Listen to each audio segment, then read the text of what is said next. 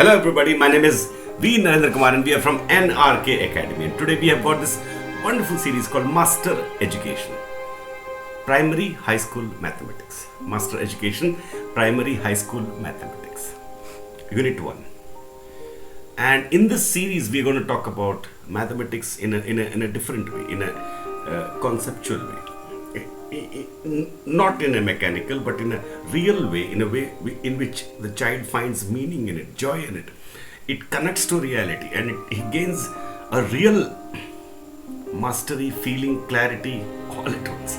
Unit 1. So when we reach the end of these 3 units, only 3 units we have, you will suddenly realize that mathematics is at once simple, at once beautiful and at once deep. Unit 1. Mathematics as an intrinsic and natural part of life. Mathematics as an intrinsic and natural part of life. Let's see what is there. When most people think about mathematics, they think about it as a dreaded subject, frightened. Dreaded means frightened, which only some are good at. That's very common. And they also think that such people are specially intelligent or something. This is the common view. But this view could be termed, we believe, as the greatest irony when it comes to subject. The greatest joke almost. This is because mathematics is an intrinsic and natural part of life. And in fact, every aspect of living contains mathematics implicitly. Let us see how mathematics comes into play implicitly, intrinsically, naturally as a child grows from birth to the age of, let's say, 3 or 4. It is in fact a tremendous growth. That by the age of 3, a child learns naturally and absorbently a great deal of information, isn't it? So much so that by 3 he feels at home in this world, in his surroundings, and develops a language and even a distinctive sense of being, a personality and with an identity. The point is that this tremendous development actually is accompanied intrinsically by a mathematical sense, really, of implicit measurements, pattern recognition, awareness of cycles, complex relationships of a variety of things between 2 or more things, comparison by similarities and differences, matching of complementary things, sorting, classifying, development of fine discriminations of sensory differences in seeing, hearing, touching, tasting, smelling, innumerable things. This happening implicitly within them. Discrimination of touch senses to develop fine and gross motor skills, and many more skills and observations. All of these can be actually rooted to a mathematical measuring sense. We repeat, all of these can be actually rooted in the mind, in the being, to a mathematical measuring sense. Let us concretize the above processes by some examples to make it fully clear how mathematics can come in operation in every single action that you observe in the world. A child tremendously desires to learn, and he or she is extremely sensitive and absorbent. We know that. This was explained and brought to light fully, explicitly, first and deeply by Maria Montessori a century back. She urged us to discover the child. What is a child? Especially in the first 3 years of his life. A child is curious, active, deeply hungry to use his body, his mind, and its potential capacities. It's like the hardware which is bursting out to get the software. He's hungry, This manifests as being non-stop active, which many actually sadly interpret as hyperactivity or even being naughty. In his natural surroundings, a child observes innumerable things with high sensitivity and absorbs this information and makes it part of his own. So what are these things? First, sensory observations. Let us look at all the sensory observations he makes with the sensitive intelligence and how a mathematical discrimination comes naturally into play. He observes, for example, the cycle of night and day. Night, day, night, day, night, day. And within that he knows the gradations from early morning to afternoon to evening to night. See, his whole being is measuring, it's moving. More light, full light and slightly coming down. See, he senses time implicitly also, obviously, and also seasons and weather. He's measuring the gradations of heat so that he can know whether it's early morning or afternoon. Even the light, he's ordering the time. As we can see, all these are actually measurement processes. You understand? These are mathematical processes. We can call them implicit mathematical processes going on in his being, his mind. Same thing happens when he hears sounds. Is it loud or soft? Also, he can listen sharply to music. He can even understand whether it's something sad or happy or light on his own level. He listens to music of all kinds. He listens to voices of human beings, of his mother, father, all the people around him, children, adults. He learns again, measuring, ordering, comparing, matching all the sounds made by all the things, whether it's vessels or wind or bus or car, bike, TV, actually hundreds and hundreds of things he's listening. He listens to them, he can observe and measure their pitch, loudness and quality. In all of this, isn't he implicitly, and isn't he being sharply aware?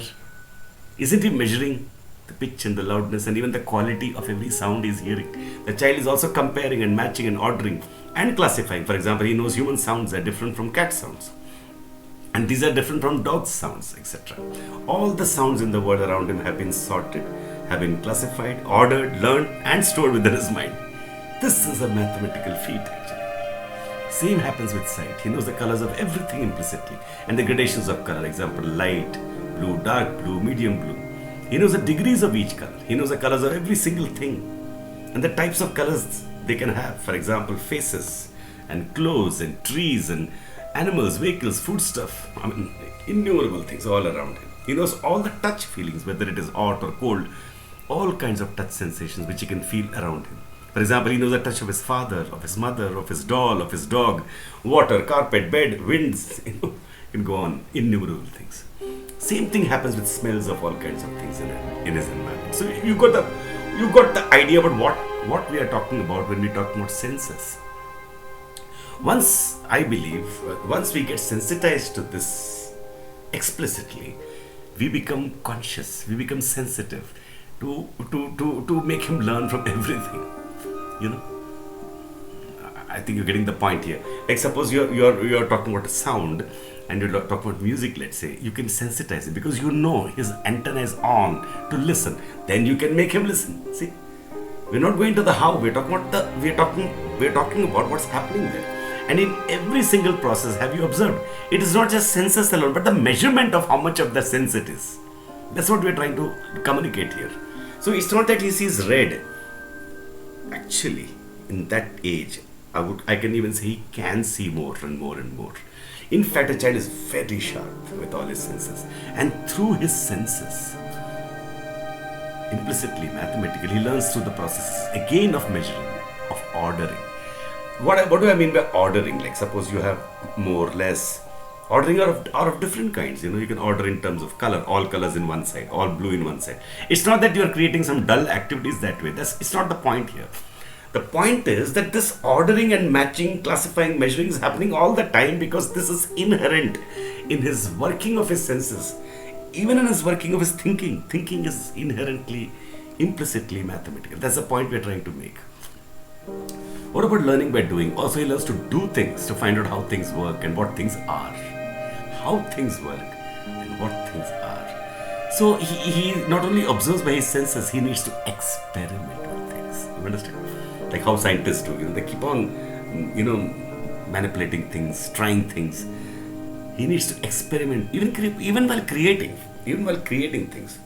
So again, I would like to remind the people who are listening to this that we are not going into activities. In fact, activities will never ever become meaningful. Never ever become meaningful just because some education policy has given you to do these activities. You will not be sensitive to why you are doing those activities. The what and the how are deeply inherently connected. That's the point I'm making. So he not only observes by his senses, he needs to experiment with things to learn about the world. So he has to use his hands, his body, and along with his mind and senses to learn about the world. We observe children do a variety of activities with their hands and bodies, and they are non-stop active, which is what exasperates adults. The other day I was looking at a young boy and he was fighting, like as if his life was at stake to wash the car. What do we think that children are lazy? But he wants to wash the car. He wants to do labor's work. And unfortunately, his grandfather he wanted to wash that. Because his grandfather was not sensitive that the child is not just playing, no. He wants to wash, he wants to catch it, he wants to feel the water, he wants to put his hand on the car and all that. And he was fighting. I was there, so I told him, let him do it. He'll have a lot of fun, and I explained. And then he started washing. And the way he washed, with perfection, with precision, and with such joy. And after he finished, you can actually see him. I've got so used to seeing children enjoying such activities that it's mind-bogglingly stupid not to keep them active all the time, not to order his activities, not to prepare. It is a very highly responsible task. Even if you're following activities decided by somebody or given by somebody, you have to be sensitive as to why you are doing it, and the why and the how and the what are connected. You understand? For example, he bangs his toy or takes out his toy apart. Every parent knows this, every teacher knows this, that in the young pre-primary stage, children are non-stop active, non-stop trying, non-stop observing, listening, but he doesn't know what he has to listen to. That is the point here. He always wants to play and play and play. And play for him means simply to experience, to experiment with everything. But isn't this living? You can pause here and ask, isn't this living? Isn't this what all the highly active businessmen and inventors and artists do on the high levels? They're always active, thinking, creating. Like Richard Branson, the great businessman of UK, he said once, I get up in the morning with an idea and implemented it by evening. Some people take 1 year, some people take 10 years, but they are always thinking, creating, learning, creating, thinking, doing all are one. For example, the child is moving a ball or bending his spoon, banging his spoon with a vessel, breaking things, playing with water, using a pen, even eating things. Child eats it. He's all the time trying to learn about the properties of all things through doing and playing. And just because there are some few harmful things, some things here, we don't take care that he is not near harmful things. We just simply stop him. And you can see the way he fights to play. Thus he is using his hands and the body. Here, obviously, now you can understand. I think you have got the point.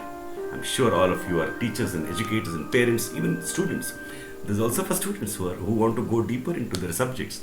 Mathematics is a very fundamental subject. Even if you're in engineering and you're doing differential equations, listen to these videos.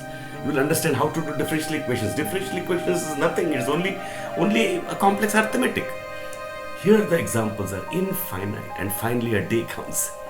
More or less. On that level, I mean, when there is nothing that he has not become acquainted with, then he comes down a little. He has found he has survived. He has learned by touching or playing with a purpose, everything around him to that level.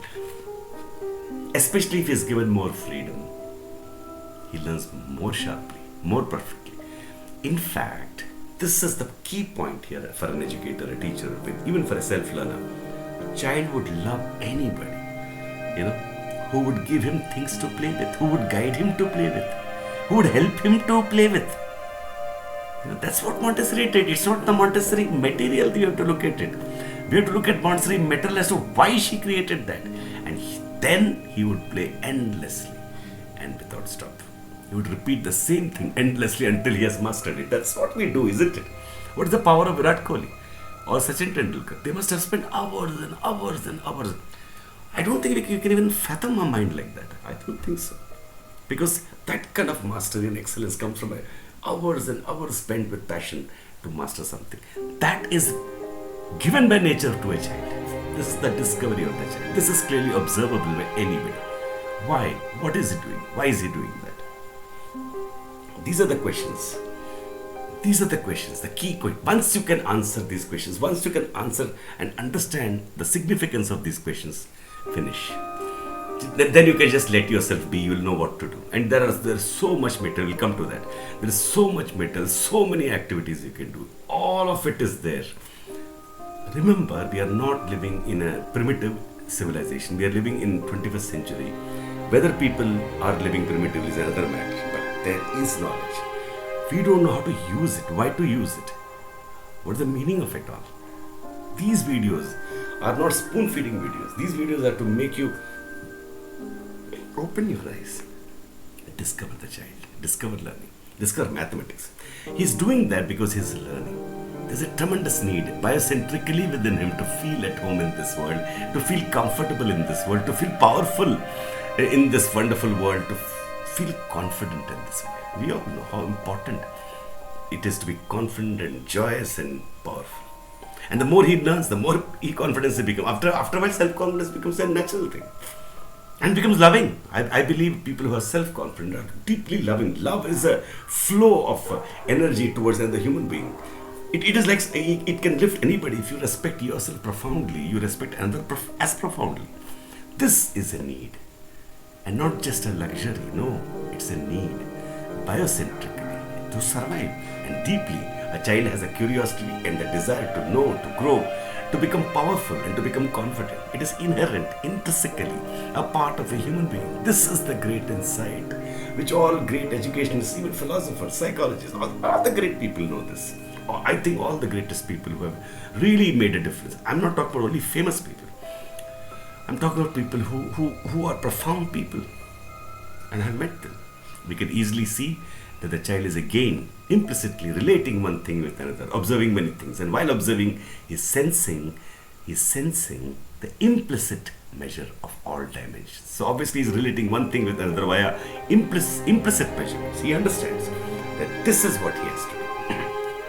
Another remarkable thing is that he learns the names of all the things, and he names all the actions also. In fact, all the words, and his absorbent mind does all kinds of words and sentences and idioms and phrases in his local language, even two languages sometimes, and with no book, only by hearing and watching people and their expressions and body language. He learns something so tremendous as a language, a complex language. It is in fact an intellectual and mathematical feat. Why I say mathematical is, again, in the language also there's a rhythm, there's a sound, Anything which a child listens to is an entity, is a thing, and anything has a dimension. That's the whole point. We all know how much a 3-year-old learns. But the problem is we take it for granted. We know that the miracle is unfolding. It's like part of a culture. Okay, child will learn that language. Okay, child. Which is also not wrong, but if you don't understand on a deeper level, we will not be able to. In fact, I would say, frankly, that we will not be able to do anything with the child. And that is why by the time the child is around 11, 12 over, his life of learning is over. After that, he just conforms. He just simply obeys. He does all the duties. He works hard. He has a life, a family. That is why very rare it is that some people can go on like this. And once he escapes, rather, the conformity principle, he becomes quite a talented person. And more than that, he becomes a very highly joyous person. We all know how much a 3-year-old learns, but we take it for granted. But what we must note here is that a mind, a mathematical mind, deeply and sensitively connected to senses, the mathematical mind, and guided by a powerful absorbent mind, is doing its work non-stop. That is a human nature. That is the discovery of the child or the man. Thus we see a mind, a human being is absorbent. A human being has a discriminatory capacity to observe and order, to classify, sort and match by implicit measurements. Man is a measure of all things. Many people have said that, but many great philosophers have also said man measures all things implicitly. If you read those great philosophers, Pascal and all these people, man measures all things implicitly. In fact, if something is not measurable, it can't exist. Now we can see clearly that mathematics is not an abstract, detached subject which only some are good at. In fact, it's not an abstract subject at all. Now we can see the irony of thinking that way. Mathematics is actually a natural and intrinsic part and parcel of life. Living your whole life is such an ability, but at least potentially. Now we are ready. Now we can ask the real questions. People start with the questions which are going to follow now, but we should have this base before we can even understand the questions. As we always say, if you understand a question, if you can appreciate a question, if you're sensitive to the importance, the deep meaning of a question, the answer is not a big deal. Now we are ready and can ask the real questions with respect to the subject of mathematics. When so much can and has been learned by 3 years itself, when so much is part and parcel of the mind itself, the mathematical intellectual mind to observe by a sharp sensory abilities and absorbent mind, then what should happen next? What should the child learn in mathematics when he enters schools? What is the task in mathematics in the pre-primary and primary levels and in the higher levels? How should mathematics be used? First of all, what is mathematics? What is really the subject matter of mathematics? We have only talked about senses till now. We have talked about implicit mathematics. What are the topics of mathematics? And why only those? Right? And why should they be learned? Should the same processes detailed in this chapter be carried out but explicitly? Are we going to make it explicit? Now we are looking at mathematics in a totally different way.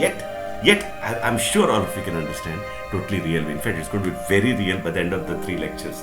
It will become completely clear. And all of us have gone through some mathematics in our real life, right? In fact, I would say that we have a lot of knowledge actually. We have a lot of implicit knowledge. Even if it's abstract, we know a lot. All I'm doing is cashing in on that and giving and slightly turning it and making you look at your own content also in a deeper way. Yet now we are looking at mathematics in a totally different way, yet totally real way, connecting it, mathematics, to life, making it an intrinsic part of life. That's the attempt. In fact, mathematics becomes, hence, hopefully, one day as a dream, come true, the whole world, a way of life and living. Yeah, it's possible. Above questions specifically on formal mathematics now would be answered in the next 2 units. In the next video, we'll go to the mathematics in the primary classes. In the chapter 3, it will be mathematics in the higher classes. As simple as that. So, thank you. We'll meet in the next video with Unit 2 or chapter 2. Thank you.